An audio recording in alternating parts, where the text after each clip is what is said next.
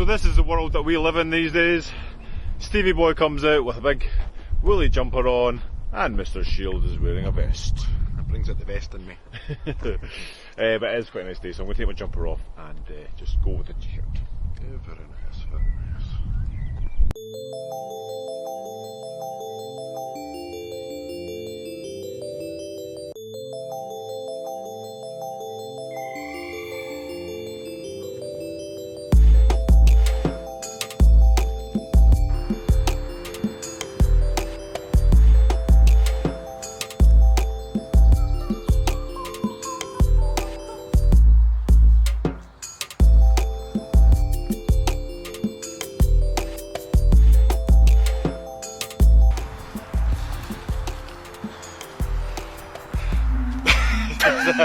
Just a wee gentle walk in the woods today. Yeah. Didn't know how to start that one, right?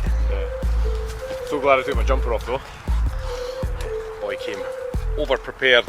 No, do you know when, like, But you don't even have it with you though, do you? No, when you're nice and chilled out in the house and you're like, oh, I'm just getting a wee bit cold. But as soon as you get in, the sun's out, you're like, yeah, I'm going for a walk in the woods, there's no way I'm wearing a jumper. Yeah, watch this, it'll start to rain in a wee while, I'll be like, no! Stupid Rab, I force you to get undressed.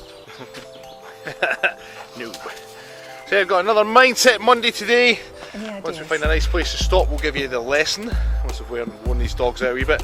We're changing our scenery a wee bit because we've used the same set of woods a bit too much, we think.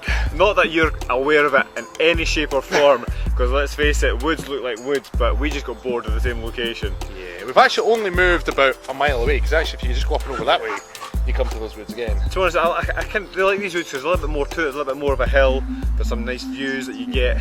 The one thing from the last woods, there's no real views. Yeah. But one thing for me is that the dog Nala always jumps in the still sludgy water at the other woods. And they just stink Oh, afterwards. it reeks, absolutely reeks. And my daughter's getting in my car and she's like, Daddy, your car smells like dog. And I'm like, alright, thanks. And you clean out all the time, it's just not nice. At least when you come to these woods, touch wood, there's nothing that can really roll in it. Well, we said that last time and actually found they'll always find a puddle if they can. Yeah, they're just drawn to it. Yeah, so right, we'll find a nice place to stop and do a lesson for you. Ah, that bloody hurt now.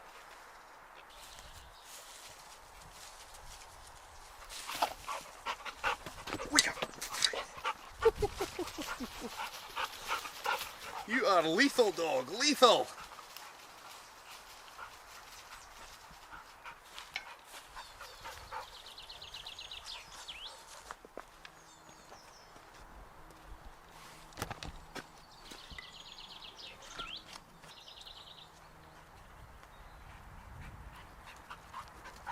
It's time for another Mindset Monday. And this lesson is all about having nothing in your life that you absolutely need and cannot live without.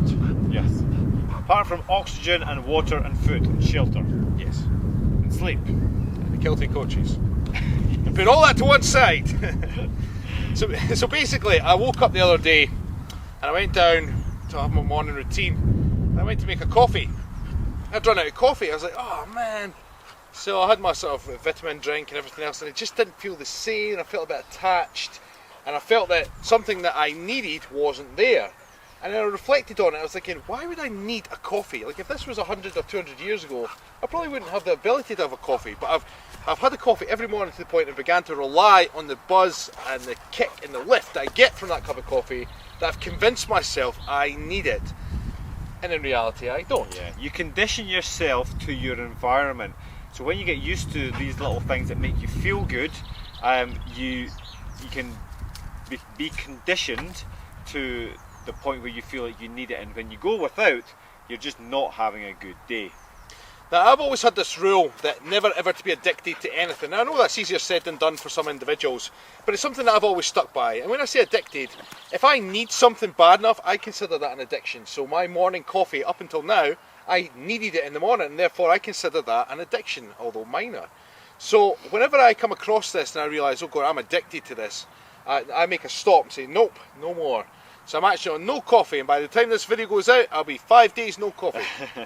Now, we're not saying this is like can be a major problem in your life, but it's a nice exercise. If you're wanting to be the best version of you possible, it's very nice to be aware of these little things. And everybody's got them. Coffee's probably one of the most common ones, just because everybody drinks coffee. But it could be something as simple as, oh, I can't operate my day without my porridge in the morning. Like, really? Or, oh, I've not had breakfast this morning, therefore I'm going to be grumpy today. Or I've not had a good sleep, therefore I can't do this, this and this. As soon as you're aware of something that you're like, oh my God, if I don't have this, then it's a bad day. Then you need to decondition yourself and put yourself through a period of famine. Now my goal is go for a week, 2, maybe 3 weeks, until I no longer feel like I need that coffee in the morning.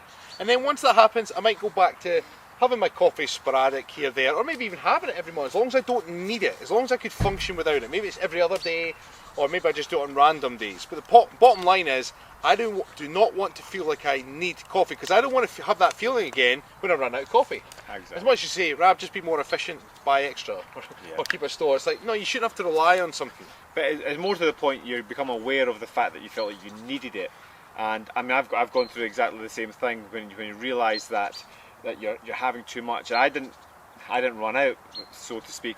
I just realised the effect that coffee was having on me, and it started to have a negative effect. So it doesn't necessarily mean that you feel like you need it, but if anything in your life starts to have a negative effect, any sort of daily habit, then you really want to look at it and say, right, why am I doing that thing? Am I doing it because it makes me feel good? Because the long-term plan is it doesn't make you feel good. So go through these periods of cutting things out in your life, and you can appreciate things a lot more after you've gone without it.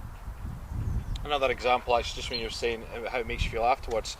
For a long time, we did a video once where we tried a pre-workout, and we just didn't enjoy it.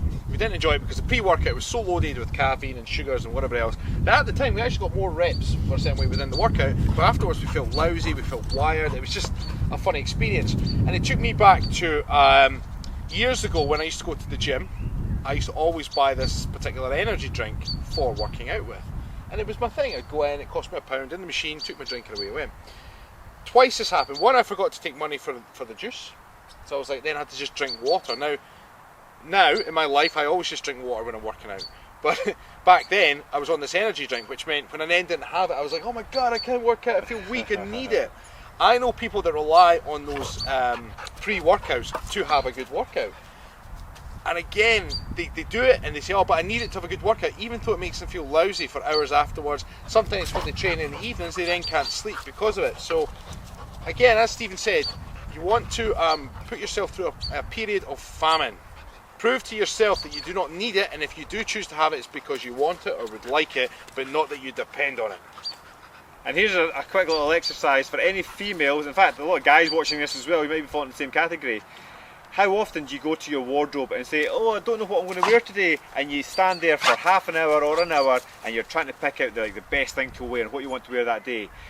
It's a similar concept. Go without, I'm not saying go without clothes, just walk around naked, but have a basic pair of jeans, a basic t-shirt that you can wear, and a basic pair of shoes, and then just change your pants and socks every single day. And if you can do that for, say, 1 to 2 weeks, all of a sudden choices become easier. Like, oh, I can wear a different colour t-shirt, I can wear a little kind of scarf with this jacket, and it's a very good exercise to go through. Go through the period of famine to appreciate then what you can do afterwards. So if there's anything in your life that you need as opposed to just want, you want to start addressing them, unless it's one of the fundamentals like oxygen, water, the Kilted coaches, that kind of thing. Unless it's any of them, then you want to be addressing them and go through a famine. Is it just me or has it got really dark? Yeah, a bit cloudy. Yeah.